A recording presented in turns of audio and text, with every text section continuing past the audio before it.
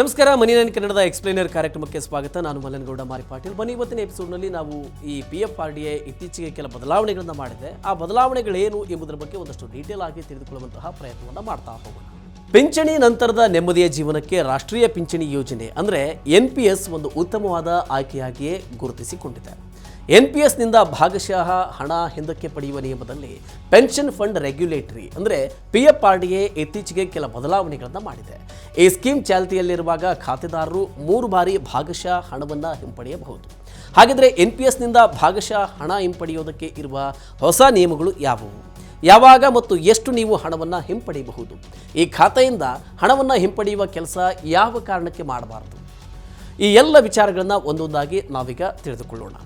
ನೋಡಿ, ನೀವು NPS ಖಾತೆಯನ್ನು ತೆರೆದು 3 ವರ್ಷಗಳಾಗಿದ್ದರೆ ನೀವು ಅದರಿಂದ ಭಾಗಶಃ ಹಣವನ್ನು ಹಿಂಪಡೆಯಬಹುದು.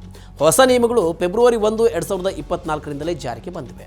ಹಾಗಿದ್ರೆ ಈಗ ಎಷ್ಟು ಮೊತ್ತವನ್ನು ಹಿಂಪಡೆಯೋದಕ್ಕೆ ಸಾಧ್ಯವಿದೆ? ಹೊಸ ನಿಯಮಗಳ ಪ್ರಕಾರ NPS ಖಾತೆದಾರರು ತಮ್ಮ ಇಲ್ಲಿಯವರೆಗಿನ ಕಾಂಟ್ರಿಬ್ಯೂಷನನ್ನು 25% ಪಾಲು ಮಾತ್ರ ಹಿಂಪಡೆಯೋದಕ್ಕೆ ಸಾಧ್ಯತೆ ಇದೆ. ಇದನ್ನು ಒಂದು ಉದಾಹರಣೆ ಮೂಲಕ ನಾವು ನೋಡೋದಾದರೆ, ಯಾರಾದರೂ 5 ವರ್ಷಗಳ ಹಿಂದೆ NPS ಖಾತೆಯನ್ನು ತೆರೆದಿದ್ದರೆ ಮತ್ತು ಇಲ್ಲಿಯವರೆಗೆ ಅವರು ಈ ಖಾತೆಯಲ್ಲಿ 8 ಲಕ್ಷ ರೂಪಾಯಿ ಹೂಡಿಕೆಯನ್ನು ಮಾಡಿದ್ದಾರೆ. ಈಗ ಆ ಮೊತ್ತ 12 ಲಕ್ಷಕ್ಕೆ ಏರಿದೆ ಅಂತ ಭಾವಿಸೋಣ. ಇಂತಹ ಸಂದರ್ಭದಲ್ಲಿ ಅವರು ತಮ್ಮ ಕಾಂಟ್ರಿಬ್ಯೂಷನನ್ನು 8 ಲಕ್ಷ ರೂಪಾಯಿನ 25% ಅಂದರೆ 7 ಲಕ್ಷ ರೂಪಾಯಿಗಳನ್ನು ಮಾತ್ರ ಹಿಂಪಡೆಯೋದಕ್ಕೆ ಸಾಧ್ಯ ಆಗುತ್ತೆ. NPSನಲ್ಲಿ ಸಿಕ್ಕಿರುವ ರಿಟರ್ನ್ಸ್ ಮತ್ತು ಉದ್ಯೋಗದಾತ ಅಥವಾ ಅವರು ಕೆಲಸ ಮಾಡ್ತಾ ಇರುವ ಕಂಪನಿ ನೀಡಿರುವ ಪಾಲಿನ ಮೊತ್ತ ಹಿಂಪಡೆಯೋದಕ್ಕೆ ಸಾಧ್ಯ ಆಗುವುದಿಲ್ಲ. ಇದರ ಅರ್ಥ ನೀವು NPS ಖಾತೆಯಿಂದ ಯಾವುದೇ ಸಂದರ್ಭದಲ್ಲಿ ಹಣವನ್ನು ಹಿಂಪಡೆಯಬಹುದು ಎಂದಲ್ಲ. NPS ಖಾತೆಯಿಂದ ಭಾಗಶಃ ವಿತ್ಡ್ರಾ ಯಾವಾಗ ಸಾಧ್ಯತೆ ಇದೆ, ಈ ಹಿಂಪಡೆಯುವಿಕೆಯನ್ನು ಯಾವಾಗ ಮಾಡಬಹುದು ಎಂಬುದಕ್ಕೆ ಪಿಂಚಣಿ ನಿಧಿ ನಿಯಂತ್ರಕರು ಮಾರ್ಗಸೂಚಿಗಳನ್ನು ಹೊರಡಿಸಿದ್ದಾರೆ. ಇದರ ಪ್ರಕಾರ ಖಾತೆದಾರರ ಮಕ್ಕಳ ಶಿಕ್ಷಣ, ಉನ್ನತ ಶಿಕ್ಷಣ ಮತ್ತು ಮದುವೆಗಾಗಿ NPS ಖಾತೆಯಿಂದ ಹಣವನ್ನು ಹಿಂಪಡೆಯಬಹುದು. ನೀವು ಮನೆಯನ್ನು ಖರೀದಿಸುವುದಕ್ಕೆ ಅಥವಾ ನಿರ್ಮಿಸುವುದಕ್ಕೆ ಸಹ ಈ ಸೌಲಭ್ಯವನ್ನು ಪಡೆಯಬಹುದು.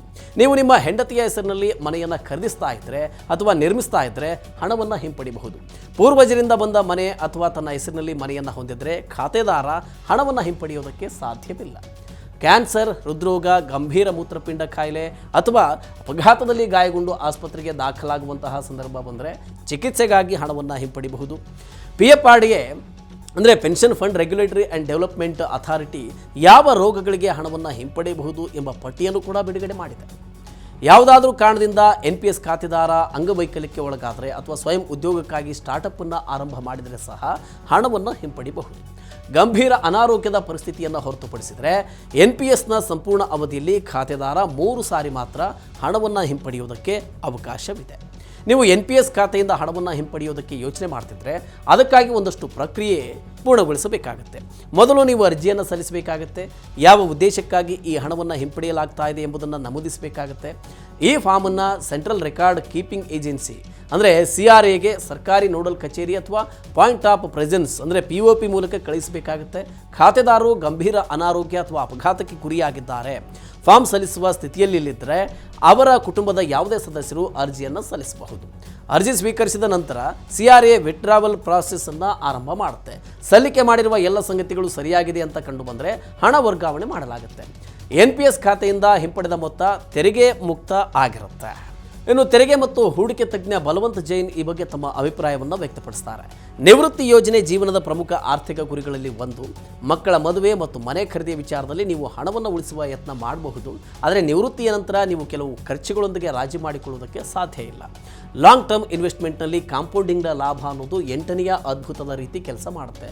ಆದ್ದರಿಂದ ನೀವು ನಿವೃತ್ತಿ ಯೋಜನೆಗೆ ಸಂಬಂಧಿಸಿದ NPS ಖಾತೆಯಿಂದ ಹಣವನ್ನು ಹಿಂಪಡೆಯುವುದನ್ನು ತಪ್ಪಿಸುವುದಕ್ಕೆ ಸಾಧ್ಯವಿರುವ ಎಲ್ಲ ಪ್ರಯತ್ನಗಳನ್ನು ಮಾಡು ಇಲ್ಲವೇ ಮಡಿ ಅನ್ನೋ ಸಂದರ್ಭ ಬಂದರೆ ಮಾತ್ರ ಈ ಆಯ್ಕೆಯನ್ನು ನೀವು ಬಳಸಿಕೊಳ್ಳಬೇಕು ಅಂತಾರೆ. NPSನ ಕಾರ್ಪಸ್ ಅಂದರೆ ಒಟ್ಟು ಹೂಡಿಕೆಯನ್ನು ನಿವೃತ್ತಿ ಜೀವನಕ್ಕೆ ಅಂತಾನೆ ಮೀಸಲಿಡಿ. ಮಕ್ಕಳ ವಿದ್ಯಾಭ್ಯಾಸ, ಮದುವೆ, ಮನೆ ಖರೀದಿಗೆ ಹಣಕ್ಕಾಗಿ ಪ್ರತ್ಯೇಕ ಹಣದ ವ್ಯವಸ್ಥೆಯನ್ನು ಮಾಡಿಕೊಳ್ಬೇಕು. ಅನಾರೋಗ್ಯದಂತಹ ಸಂದರ್ಭಗಳನ್ನು ಸರಿದೂಗಿಸುವುದಕ್ಕೆ ಸಾಕಷ್ಟು ಆರೋಗ್ಯ ವಿಮಾ ರಕ್ಷಣೆ ನಿಮ್ಮ ಬಳಿ ಇರಬೇಕು. ಎಮರ್ಜೆನ್ಸಿ ಫಂಡನ್ನು ರಚಿಸಿಕೊಂಡ್ರೆ ನೀವು NPS ಖಾತೆಯಿಂದ ಹಣವನ್ನು ಹಿಂಪಡೆಯಬೇಕಾದ ಪರಿಸ್ಥಿತಿ ಬರುವುದಿಲ್ಲ. ತುರ್ತು ಸಂದರ್ಭದಲ್ಲಿ ಎಮರ್ಜೆನ್ಸಿ ಫಂಡ್ ನಿಮ್ಮನ್ನು ಕಾಪಾಡುತ್ತೆ ಕೂಡ. ಓಕೆ, ಈ ರೀತಿಯ ಇನ್ನಷ್ಟು ಮಾಹಿತಿ ಮತ್ತು ಪರ್ಸನಲ್ ಫಿನಾನ್ಸ್ ವಿಚಾರಗಳಿಗೆ ಡೌನ್ಲೋಡ್ ಮಾಡಿ ಮನಿ9 ಕನ್ನಡ ಆ್ಯಪ್ ಹಾಗೂ ಯೂಟ್ಯೂಬ್ನಲ್ಲಿಯೂ ಸಬ್ಸ್ಕ್ರೈಬ್ ಆಗಿ, ಲೈಕ್ ಮಾಡಿ, ಶೇರ್ ಮಾಡಿ. Thank you.